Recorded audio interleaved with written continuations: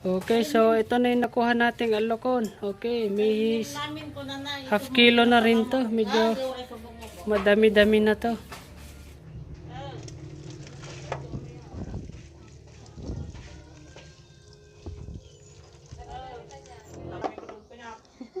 Kun masapol titi karabasa. Karabasa nga nakintal. Okay. So dito tayo magluluto sa kalan, sa kahoy. Yung ating kanin, check natin kung luto na. Okay, di pa. Sakto pagkatapos niyan. Okay, hugasan muna yung kalabasa. Tsaka itong konting beans.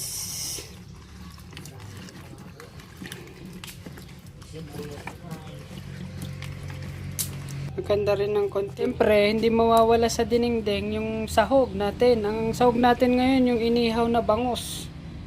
Okay, ayos, panalo to. Paglagay ng 1 kalahating tasa ng tubig, ilagay na natin yung dinikdik na bawang. Isunod na maglagay ng bagoong.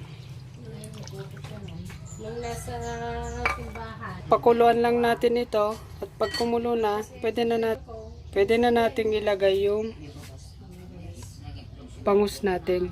Bago natin ilagay yung mga pwede na nating ilagay yung bangus.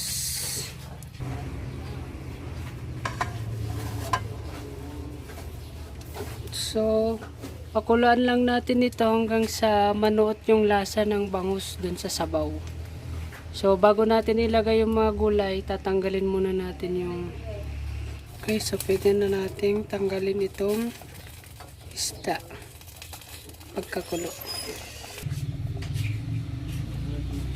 Okay, so pwede na natin ilagay yung mga gulay. Unahin natin ilagay yung kalabasa at saka beans kasi mas matagal siyang maluto.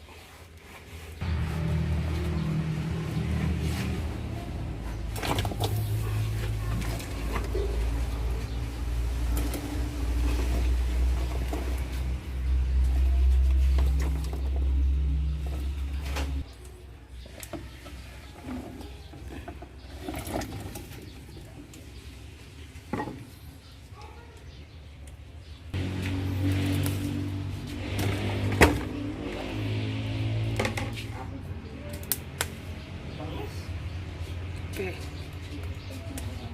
So, ayusin lang natin yung kahoy.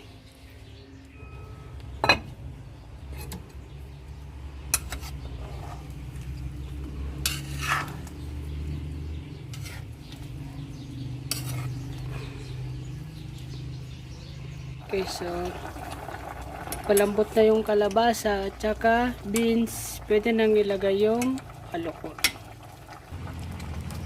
Okay, ito na. Talagay na natin.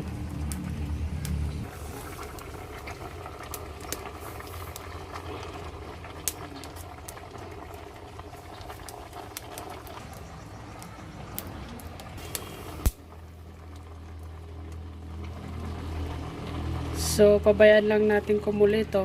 So, tatakpan na ng lumambot. Timplahin yung lasa.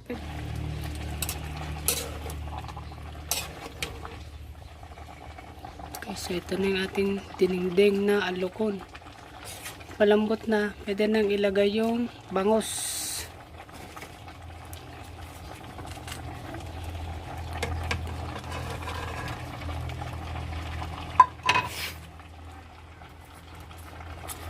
Ayan. So, takpan lang natin to ng 2 minutes. Pwede na. Ready to serve. So, luto na ang ating dinengdeng na alukon with inihaw na bangus. Ready to serve. Luto na po yung ating dinengdeng na alukon with kalabasa and inihaw na bangus. Tikman natin. Nakikita ka naman. Oh, sarap. The best ang alukon with kalabasa. Thank you for watching my video. Sige. Please visit my YouTube channel and don't forget to subscribe and click the bell button. Thank you.